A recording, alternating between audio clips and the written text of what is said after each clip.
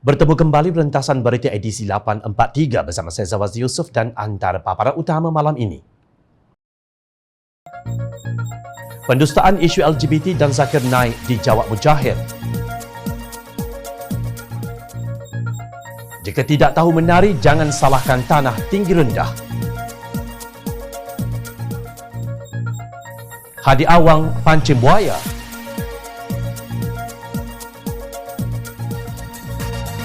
Ramai ahli parlimen yang mendapat sogokan.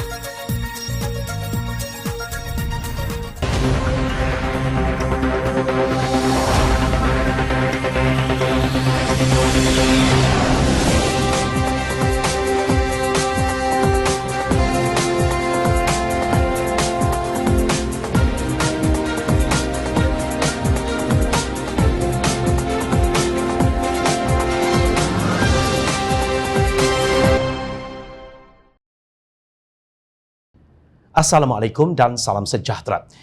Bekas Menteri Agama Datuk Seri Dr. Mujahid Yusof berkata sebagai Menteri Agama waktu pentadbiran Pakatan Harapan bila menjadi sasaran persepsi yang dibentuk begitu rupa sehingga semua tindak tanduknya diletakkan dalam naratif besar tidak bela Islam.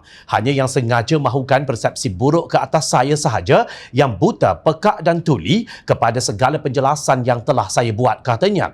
Bila berkata demikian sebagai menjawab dakwaan Datuk Dr. Muhammad Asri Zainul Abidin yang mengatakan Mujahid enggan berjumpa dengan Dr. Zakir Naik. Pada 13 Mac 2019 bertempat di Pejabat Jawi, wilayah Persekutuan, saya bertemu dengan Dr. Zakir Naik. Saya menjelaskan sikap kerajaan tentang kenyataan kontroversinya yang berkesempatan menjelaskan dasar rahmatan lil alamin kepadanya. Pertemuan berjalan dengan penuh kemesraan dan kami menikmati makan tengah hari bersama sambil bertukar pandangan tentang dakwah dan keberkesanannya dalam masyarakat berbagai agama dan kaum di Malaysia, ujar Mujahid. Naib Presiden Amanah itu berkata beliau adalah sasarannya walaupun banyak usaha yang beliau lakukan atas kejelasan dasar rahmatan lil alamin dan sebagai menteri beliau bertemu dengan semua pihak mengaplikasikan dan memperjelaskan dasar tersebut. Selain Nisha Ayub, saya mendamaikan perbalahan Dr. Mazhar dan Profesor Ahmad Sami pada 30 Julai 2018 dalam pertemuan di pejabat saya, tegasnya. Beliau juga bertemu dengan Du Xiaojong dalam kontroversi isu pembelajaran Jawi. Saya bertemu dengan Ustaz Abdul Samad. Saya bertemu dengan wakil dari Suara Umat Islam Minoriti dari Uyghur, Thailand, Kemboja dan wakil isu besar umat Islam seperti Palestin.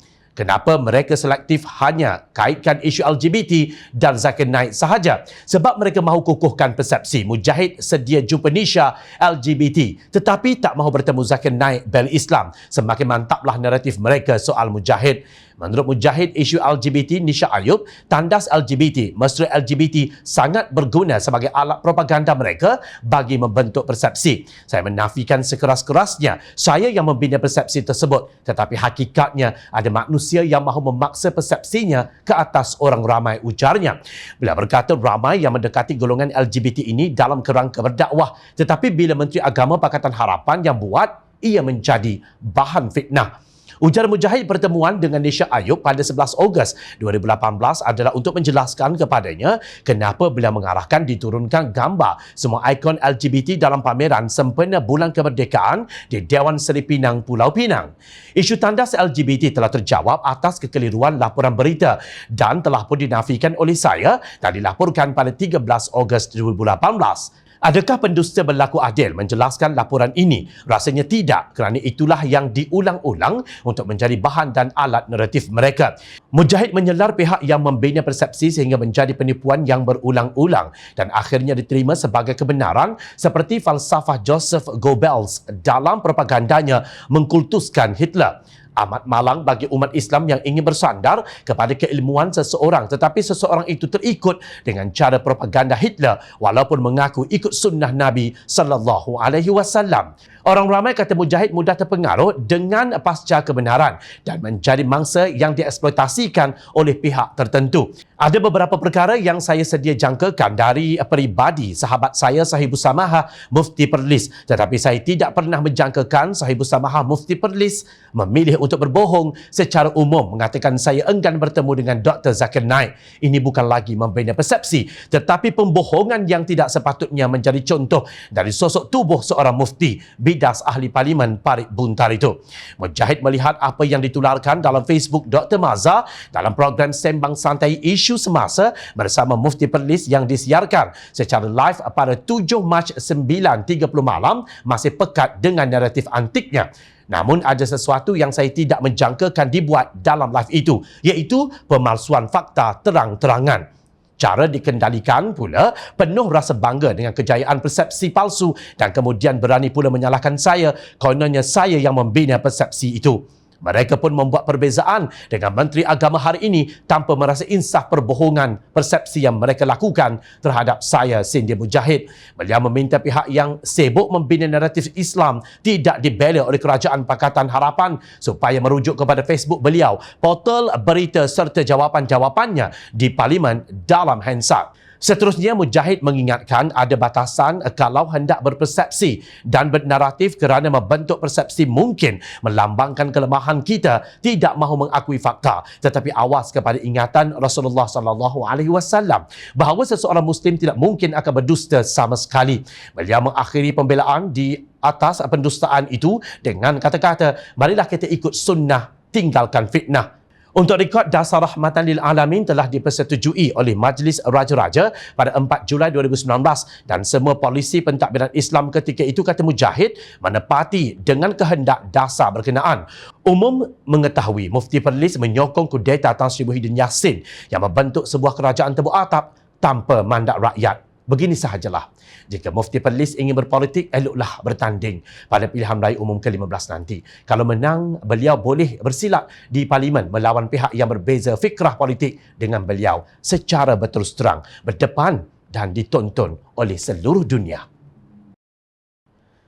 Kadar pengangguran Malaysia untuk Januari 2021 meningkat kepada 4.9% daripada 4.8% pada bulan Disember 2020. Demikian menurut Jabatan Perangkaan. Ekonomi Malaysia mengalami detik yang sangat mencabar. Rakyat terus hilang pekerjaan atau perniagaan telah ditutup atau menghadapi risiko penutupan dalam masa terdekat. Mengulas mengenainya, bekas Menteri Keuangan Malaysia Lim Guan Eng berkata, sama seperti salah urus kabinet terhadap krisis kesihatan COVID-19 yang menjadikan Malaysia negara terburuk di ASEAN dari segi per kapita, pengurusan ekonomi Perikatan Nasional lebih kepada dasar yang sering berubah-ubah, pusingan you dan janji-janji yang dimungkiri. Bila mengambil contoh unjuran kadar pengangguran 2020, kadar pertumbuhan KDNK dan defisit belanjawan diunjurkan menjadi 4.2%, iaitu negatif 4.5% hingga negatif 5.5% dan 6%. Sebaliknya, kata Guan Eng, angka defisit sebenarnya adalah lebih besar, iaitu masing-masing 4.5%, negatif 5.6% dan 6.2%. Menurut Guan Eng, pengangguran, unjuran pertumbuhan KDNK dan defisit belanjawan yang tersasar berserta dengan janji-janji yang dimungkiri dan kehilangan kepercayaan rakyat akan menjejaskan keyakinan pelabur bahawa ekonomi Malaysia berada di landasan yang betul. Beliau melihat Fitch Ratings tidak salah dalam menurunkan penarafan kredit antarabangsa Malaysia tahun lalu ke tahap yang sama dengan Filipina dan Indonesia. Pada Disember 2020, penurunan penarafan keuangan untuk Malaysia oleh Fitch Rating dari A- kepada BBB+ secara tidak langsung akan menyebabkan lonjakan terhadap hutang negara.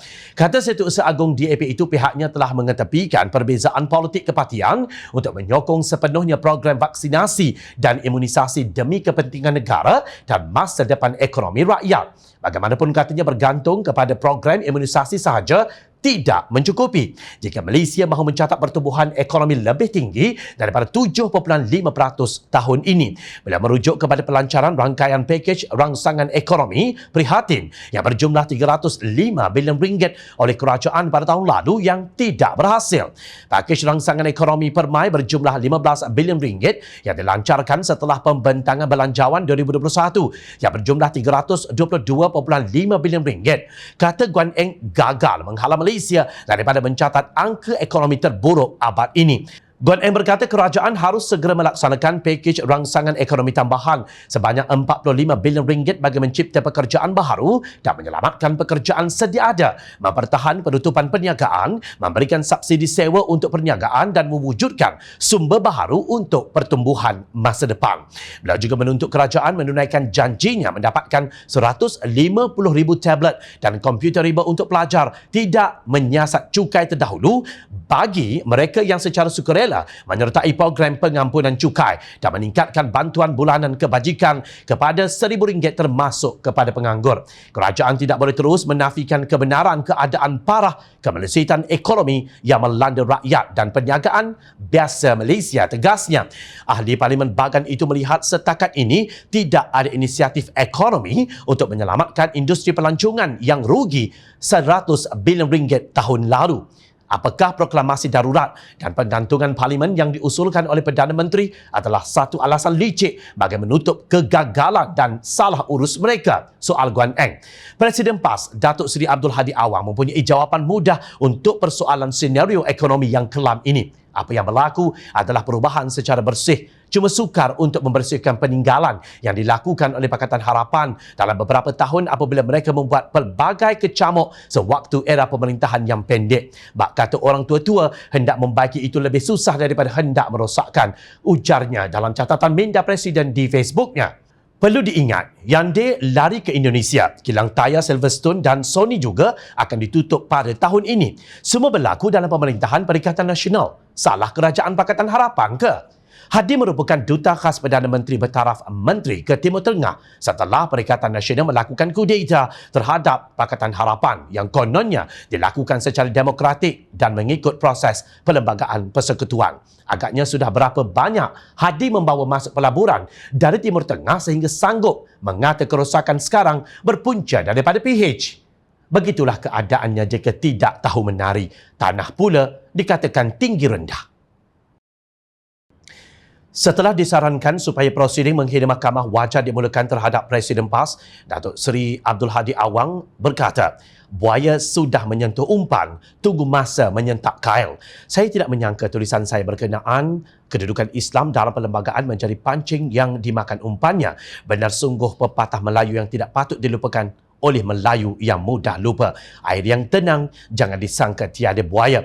Mungkin ada yang sinis tertanya-tanya, sudahkah Presiden PAS makan ubat? Namun, melihat senario perang mulut ini secara serius, kita dapati pembelaan Hadi terhadap dakwaan memperlekeh Hakim Mahkamah Persekutuan sehingga mewajarkan untuk tindakan menghina mahkamah langsung tidak masuk akal. Buaya yang ganas akhirnya dapat ditangkap walaupun bijak berselindung di bawah permukaan air yang paling tenang yang disangka tiada buaya. Buaya itu muncul atas nama tokoh-tokoh liberal, media dan NGO sehingga mengocak ketenangan hakim dan mahkamah, tulisnya. Siapa yang mengocak ketenangan hakim dan mahkamah sebenarnya? Ketua Hakim Negara Tun Tengku Maimun atau Hadi Awang sendiri? Bukan mudah untuk mendedahkan kebenaran tentang seseorang penyokong dan pembela makhluk di luar tabi'i kerana ia adalah suatu sifat yang sangat memalukan. Binatang pun banyak yang tidak melakukan perkara yang paling luar biasa dalam kalangan makhluk di alam yang luas dan paling majmuk ini. Hanya segelintir manusia sahaja yang melakukan perbuatan makhluk di luar tabi'i. Ayat Hadi itulah yang mengocak ketenangan hakim kerana secara tersirat beliau menuduh bahawa Tengku Maimun merupakan penyokong dan pembela makhluk di luar tabi'i atau ringkas LGBT. Sedangkan keputusan Mahkamah Persekutuan itu hanya menjelaskan kedudukan bidang kuasa kerajaan negeri dalam perlembagaan persekutuan. Tengku Maimun berkata Seksyen 28 Enakmen Jenayah Syariah Selangor 1965 bercanggah dengan perlembagaan kerana Badan Perundangan Negeri tidak mempunyai kelayakan untuk meluluskan undang-undang tersebut kerana ia sudah ada dalam senarai persekutuan. Tengku Maimun yang mengetuai panel 9 hakim berhubung isu perlembagaan persekutuan itu berkata kuasa utama untuk meluluskan undang-undang jenayah terletak pada Parlimen. Di manakah kesalahan tafsiran Tengku Maimun dan panel 9 hakimnya sehingga mereka digelar seumpama buaya yang mendongakkan kepala? Bagaimanapun Hadi menegaskan, maka sudah tentu bukan mudah untuk menzahirkan seseorang yang dianggap bijak boleh menjadi pembela kepada makhluk di luar tabi'i. Justru betapa sukarnya untuk mengail manusia yang bersifat laksana buaya yang ganas dan dianggap cerdik. Hadi menggunakan naratif umat Nabi Lut alaihi salam seolah-olah mahu orang ramai percaya wujud persamaannya dengan Tengku Maimun, para hakim terbabit dan mereka yang menyokong keputusan Mahkamah Persekutuan. Itulah yang disiratkan oleh Hadi dalam ayatnya. Betapa jijiknya manusia yang bersifat luar tabi'i sehingga Al-Quran membawakan wahyu yang menceritakan tentang peristiwa yang benar berlaku apabila Allah Subhanahu wa taala mengutuskan seorang rasul yang bernama Nabi Lut alaihi salam. Malah Hadi secara tidak langsung mahu menghapuskan mereka. Katanya, maka tidaklah patut Malaysia hari ini ada orang seperti itu kerana sebahagian besar daripada masyarakat negara ini masih beragama dan semua agama masih mempunyai fitrah kemanusiaan. Beliau juga mentakfiri mereka. Inilah hikmah konsep kebebasan beragama yang dicatatkan dalam Perlembagaan Persekutuan. Bukannya kebebasan berasaskan konsep liberalisme yang tidak beragama. Jauh betul Presiden ini berimajinasi dalam berkarya.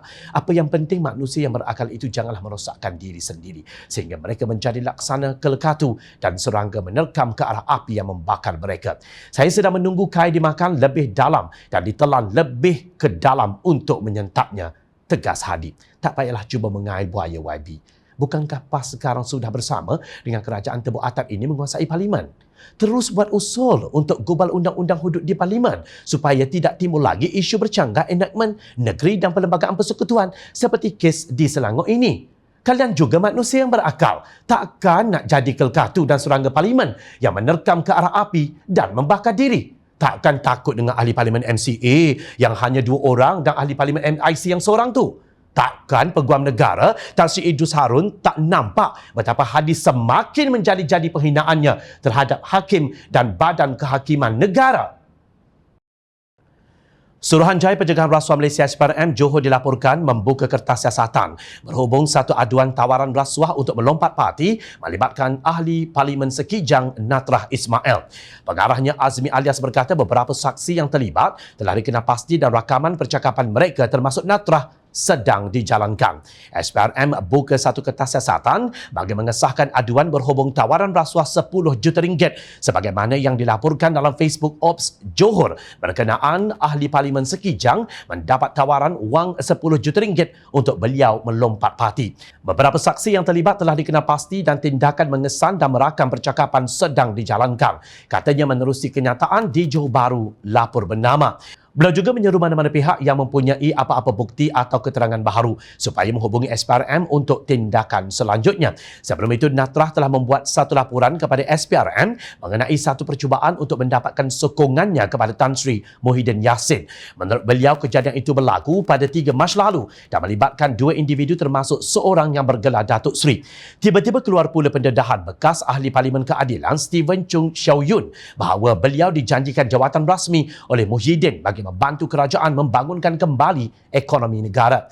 Saya bertemu Perdana Menteri pada Februari tahun ini. Kami berbincang selama kira-kira 1 jam dan Menteri Perubahan dan Kerajaan Tempatan Datuk Zuraida Kamarudin ada bersama.